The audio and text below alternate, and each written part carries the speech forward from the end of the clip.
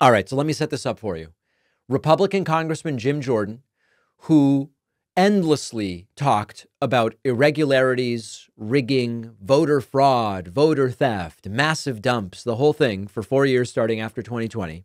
That Jim Jordan goes on CNN and has a complete and total meltdown when CNN host Dana Bash confronts him with the reality that when they lose, they say it was fraud. And when they win, they say it was fine. That's, of course, the reality. It's another one of these situations where there's no principle at play. It's just when we lose, it was rigged. And when we win, it was fair. Jim Jordan doesn't like it. He doesn't like Dana Bash. He doesn't like CNN. This gets very, very wild. But this is how these people operate. But voting fraud this time, it seems to me that Republicans claim voting fraud and election integrity when you lose and not when you win. No, I mean, again, as I said before, this election, I think, was the greatest political comeback we've ever seen. I mean, he did something that even Teddy Roosevelt couldn't do, for goodness sake. And the country. But you think it was a free and fair election? No. This election, you just interviewed the Latino, I think, restaurant owner or a restaurant worker, and he said he was tired of all the woke stuff. This election was real simple. You had back-to-back administrations. We got something we very seldom get in American history, American politics. Back-to-back administrations now running for the top job, and people could do a direct comparison. And they said, we like what we had under President Trump. Now understand that this has nothing to do with the question. Nothing at all. They spent 4 years pushing voter fraud. They even spent hours pushing it on November 5th. Until it became clear Trump was going to win. And now Jim Jordan wants to talk about, oh, this is a referendum. That's not the question, Jim. But last time around, we like the safe streets versus the record last crime. time around, your leader claimed that there were problems with secure fraud. border versus the open border. Right, those are. He doesn't want to let her talk. Those are policies. That's what this election was about. That's totally fair. But last time around, it wasn't so much about the policy differences or the personality differences. There were false claims about election fraud when Donald Trump lost. This time, Donald Trump won, and you think the election was free and fair. Do you see there's a little bit of a...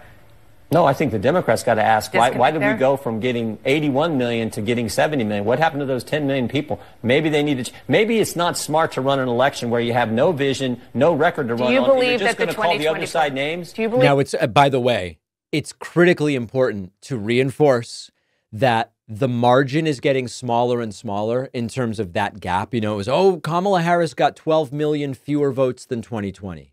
Well, when you're trying to remove Trump, that will motivate people significantly. So it's not a surprise that turnout was down for Democrats. But now Kamala Harris is closing in on 73 million votes. And now the gap from 2020 is smaller and smaller. Trump is down to only 50.2% of the vote.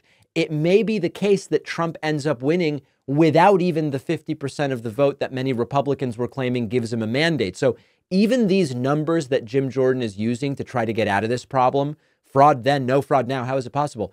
Even the numbers are not accurate. That the 2024 election was free and fair. I do.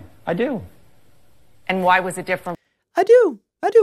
You can tell he knows he's in a corner because his voice went up 2 octaves. From 2020 when he lost. Is that the only difference? No, there were concerns about 2020 with all the mail-in voting that happened. You know, Pennsylvania had like 2-point-something million mail-in ballots come in without any signature verification, which was required under Pennsylvania statute. So there were all kinds of concerns with how the 2020 election was carried out. There was absolutely the biggest question Democrats need to be asking, what happened to the 10 million voters that Joe Biden got that didn't come out for Kamala Harris? A bunch of them, President Trump's numbers were right up where they were in 2020, but the Democrats were much lower. I think that's actually a critical admission. Jim Jordan is admitting Trump really didn't do any better than in 2020. That's really actually an incredible takeaway, which is for all of the disaster that was supposedly the Biden administration, Trump got roughly the same number of votes that he got 4 years ago. He didn't grow his base at all, or if he grew it, he had equivalent losses to basically make it the same. Yes, Kamala Harris did not generate the voter enthusiasm that Biden generated when the goal was remove Trump. People forget about how bad it was. A bunch of people didn't vote. That's true. But overall, the total turnout seems to be only about 0.5 to 1% lower than it was last year in total. Kamala Harris's decline from Biden's is shrinking, shrinking, shrinking. But the incredible admission there is Trump, as bad as things were, didn't grow his level of support at all. He lost with the 74 million last time, and he won with the 74 million this time. Now, Trump may end up with a little more once the vote is counted too, let's be fair. Because they had no vision, no record to run on, and they just wanted to call everyone names. Turns out when you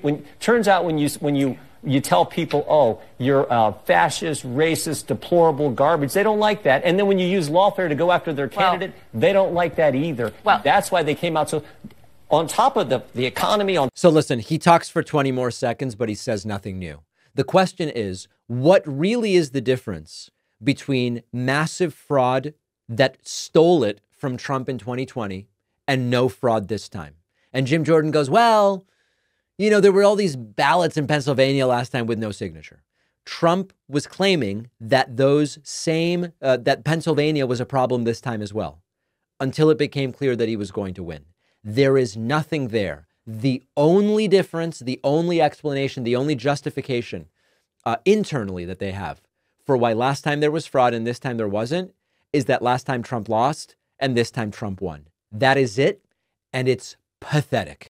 One of our sponsors today is Zippix Nicotine Toothpicks. Zippix brings you a convenient alternative to smoking and vaping. And the vape clouds, the ashtrays, the thing in your lip that people can see. I've seen that around.